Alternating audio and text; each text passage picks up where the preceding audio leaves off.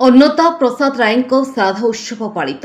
କଟକର ବିଶିଷ୍ଟ ସାରସ୍ୱତ ସାଧକ ପ୍ରବୀଣ ରାଜନୀତିଜ୍ଞ ତଥା ଆଧ୍ୟାତ୍ମିକ ପୁରୁଷ ଅନ୍ନତା ପ୍ରସାଦ ରାୟଙ୍କ ଦଶମ ବାର୍ଷିକ ପୁଣ୍ୟତିଥି ଉପଲକ୍ଷେ ବଙ୍ଗାଳୀ ସାହିସ୍ଥିତ ଶତାଉ ଅନୁଷ୍ଠାନ ରାମକୃଷ୍ଣ କୋଟାରୀରେ ଏକ ସ୍ମୃତି ସଭା ଅନୁଷ୍ଠିତ ହୋଇଯାଇଛି।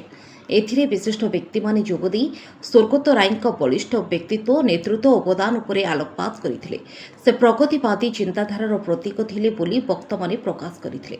ସିଏମସି ମେୟର ସୁଭାଷ ସିଂ, ବରିଷ୍ଠ ଆଇନଜୀବୀ ଧରଣୀଧର ନାୟକ, ବିଶିଷ୍ଟ କଥାକାର ତରୁଣ କୁମାର ମିଶ୍ର, ଇସ୍କପ୍ର ରାଷ୍ଟ୍ରୀୟ ସମ୍ପାଦକ ବିଜୟ କୁମାର ପଢ଼ିଆରୀ ପ୍ରମୁଖ ସ୍ମୃତିଚାରଣ କରିଥିଲେ।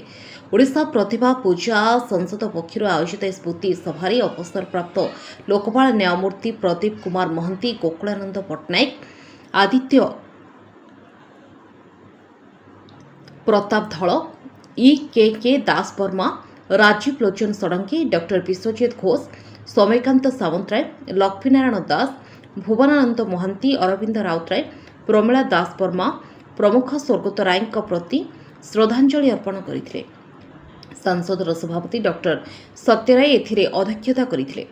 ସମ୍ପାଦକ ଦିଲ୍ଲୀପ କୁମାର ଦାସ ପ୍ରାରମ୍ଭିକ ସୂଚନା ଦେଇଥିବା ବେଳେ ତତ୍ତ୍ୱାବଧାରକ ସୁଭାଷ ଚନ୍ଦ୍ର ସାହୁ ଧନ୍ୟବାଦ ଅର୍ପଣ କରିଥିଲେ। କଟକରୁ ଦାମୋଦର ବେଉରାଙ୍କ ରିପୋର୍ଟ, ଓଡ଼ିଶା 24 ନ୍ୟୁଜ୍।